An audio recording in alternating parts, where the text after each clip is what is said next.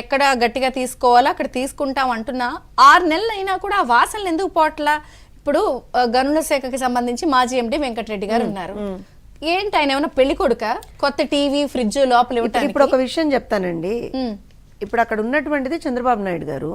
చంద్రబాబు నాయుడు గారు ఏంటి అని అంటే వ్యవస్థలుగా పనిచేయనిస్తారు.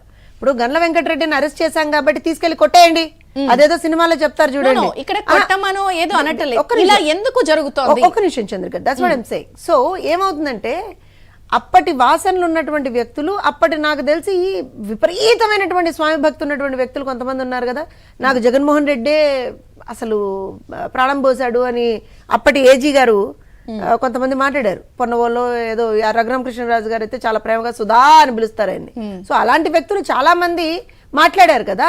సో ఇలా దేర్ కుడ్ బి, నేను కాదనట్లేదండి, దేర్ ఈజ్. కానీ ఇవాళ జరుగుతుంది ఏంటంటే వాళ్ళని ఉరి తీసేయండి, 3rd డిగ్రీ పెట్టి కొట్టండి అనట్లా. క్లియర్ కట్ గా కోర్టు రిమాండ్ విధిస్తోంది. వాళ్ళకి తీసుకోమని చెప్తున్నారు, రుజువులు కనిపిస్తున్నాయి. 160 కోట్ల రూపాయలు అంటే చిన్న అమౌంట్ కాదు కదండి. ఖజానా డబ్బులు, ప్రజల డబ్బులు. వాళ్ళు వెళ్తున్నారు లోపలికి, వెళ్ళి చక్కగా స్వీట్ మ్యాజిక్ నుంచి బిర్యానీలు, భోజనాలు, టీవీలు, ఫ్రిడ్జ్లు. ఇప్పుడు నేనేమంటాను అని అంటే, మీరు కేవలం ఇది ఇప్పుడు జరిగింది అనేది బయటకు వచ్చిందా లేదా? దాక్కోలేదు కదా, అది అక్కడ బయటకు వచ్చింది కదా. వచ్చిన తర్వాత చేసినాడు వదిలేస్తామా? 3 IPSలనే సస్పెండ్ చేసింది మా ప్రభుత్వం. జత్వానీ గారి కేసులో 3 IPSలను సస్పెండ్ చేసాం. మొన్న బోరగడ్డ అనిల్ కేసులో ఉన్నటువంటి వ్యక్తుల్ని కూడా వాళ్ళ మీద చర్యలు తీసుకున్నాం. దాంతో పాటుగా నేను ఇంకోటి ఏం చెప్తాను అని అంటే, ఇవన్నీ జరుగుతూ కూడా అండి, ఆల్ సెడ్ అండ్ డన్ చంద్రిక్ గారు, మీరు అవునన్నా కాదన్నా, కోపం వచ్చినా తిట్టినా, మమ్మల్ని ఏం చేసినా సరే ఒక సుపరిపాలన అందించాలనేటువంటి దిశగా వ్యవస్థల్ని గాడిలో పెడుతున్నాం. ఇప్పుడు ఈ వ్యవస్థల్ని గాడిలో పెట్టడం అని అంటే ఏంటంటే, ఇవాళ 3 IPSలను సస్పెండ్ చేయడం అనేటువంటిది it's not a small thing. రేపు పొద్దున ఎవడైనా సరే, ఇవాళ జోస్ని చెప్పిందనే అనుకుందాం చంద్రిక్ గారు, ఇవాళ జోస్ని చెప్పింది ఆడి మీద, ఆ రాంగోపాల్ వర్మ మీదో లేకపోతే ఆ వర రవీందర్ రెడ్డి మీద 3rd డిగ్రీ ఉపయోగించేయండి అని చెప్పామే అనుకోండి, లేదా మినిస్టర్ చెప్తే చేసేయండి, లేదా ముఖ్యమంత్రి చెప్తే చేసేస్తే అయిపోతుంది, we will go scot free అనేటువంటి ఒక పరిస్థితి ఉండకూడదు. ఫర్దర్ కమింగ్ గా జనరేషన్స్ కి మనం ఎప్పుడు కూడా ఒక ప్రాపర్ వ్యవస్థను ఇవ్వాలి అనేటువంటిది మా ఆలోచన. దాని ప్రకారంగానే పనిచేస్తున్నాం. మేము ఇది పనిచేస్తుంటే పాపం పులివెందుల ఎమ్మెల్యే గారు పాపం మీడియా ముందరకు వచ్చి, మీడియా అంటే రికార్డెడ్ ప్రెస్ మీట్ పెట్టి, నాకు సాల్వాలు కప్పండి రా నాయన, నేను మంచి చేసేసాను రా నాయన, నాకు ప్లీజ్ సాల్వాలు కప్పరా అని అడుక్కుంటున్నాడు. ఆ నిజంగా ఆ దిక్కుమాల బతికేంటో నాకు అర్థం కాదండి. అన్నీ అడుక్కోవడమే, ప్రతిపక్ష హోదా దగ్గర నుంచి అడుక్కోవడమే, శాలువాల దగ్గర నుంచి అడుక్కోవడమే. నేను మొన్ననే అందుకనే ఒక మాట చెప్పాను చంద్రిక్ గారు, మళ్ళీ మీ ఛానల్ ద్వారా కూడా ఆ మాట చెప్తున్నాను. అయ్యా జగన్మోహన్ రెడ్డి గారు, ఒకసారి అసెంబ్లీకి రండి, కావాలంటే మా అయ్యన పాత్రుడు గారిని బతులాడతాం, రఘురామకృష్ణరాజు గారిని బతులాడి మీకు శాలువాన్న ఇప్పిస్తాం, రండి అసెంబ్లీకి రండి, వచ్చి మాట్లాడి ఆడవండి. ఎందుకు ఈ బయట కూర్చొని తిక్క మాటలు, తిక్క ధోరణులు? ఇక్కడ నిన్న ఇంకో విషయం చెప్తాను చూడండి. నిన్న కాకినాడ దగ్గర జరిగినటువంటి మీ టీడీపీ ఎమ్మెల్యే మీద కూడా ఆయన సీరియస్, నథింగ్ రాంగ్. ఎవరు తప్పు చేసినా, ఇప్పుడు మొన్న ఏదో ఆర్టీపీసీలో ఇష్యూ జరుగుతోంది, ఖచ్చితంగా 2 ఎమ్మెల్యేలు కూర్చొని మాట్లాడాలని చెప్పారా లేదా సార్? సో ఎవరు తప్పు చేసినా స్పేర్ చేసేటువంటి ప్రసక్తి ఉండదు. అది జనసేన, బీజేపీయా, టీడీపీ అని కాదు.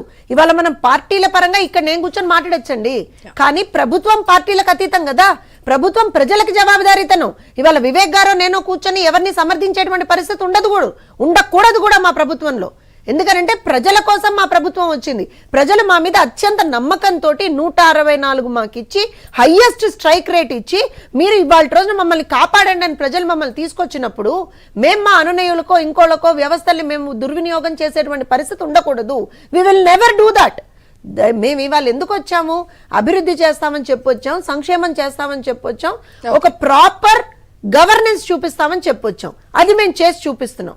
దీంట్లో ఖచ్చితంగా ఇవాళ వెంకటరెడ్డి ఒక రోజు ఓ బిర్యానీ తెప్పించుకు తిన్నాడేమో, ఎవడో కూర్చున్నాడు ఇప్పించాడేమో, ఆడికిచ్చావే ఈడికిచ్చావే, రేపు పొద్దున్న ఎందుకు ఊరుకుంటారండి?